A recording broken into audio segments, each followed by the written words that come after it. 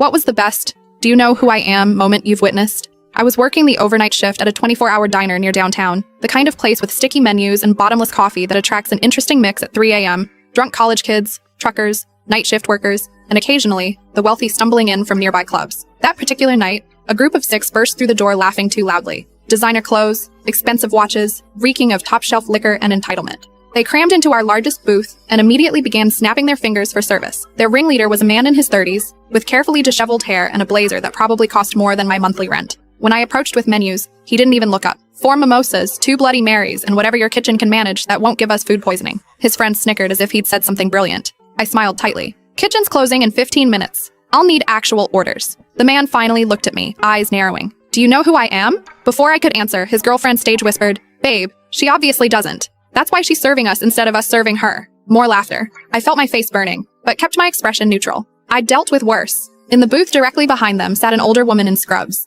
She'd been there for an hour, nursing a cup of tea, looking exhausted. I'd noticed her hospital badge. Neurosurgery department. As the entitled man continued his Do you know who I am speech, detailing his family connections and social media following, the woman in scrubs stood up. She was small, maybe 5 feet tall, with silver-streaked hair pulled back in a practical bun. She turned to their table and spoke in a quiet voice that somehow commanded the entire diner's attention. I'm Dr. Elaine Chen. 6 hours ago, I removed a malignant tumor from a 9-year-old girl's brain, a procedure that took 11 hours of perfect concentration. Before that, I helped a stroke victim regain the ability to speak. I've held a human brain in my hands and saved lives that were seconds from ending. The table fell silent. Nobody here knows who you are, she continued, because you haven't done anything worth knowing. But someday you might be unconscious on my operating table, and I'll work just as hard to save you as I would anyone else. That's who I am. She placed a 20 under her teacup, gave me a nod, and walked out. The ringleader's face flushed deep red. He opened his mouth, closed it, then opened it again. His girlfriend tugged his sleeve. Let's just go. They shuffled out without ordering, leaving behind their loud voices and cheap cologne. Another customer from across the diner approached the register.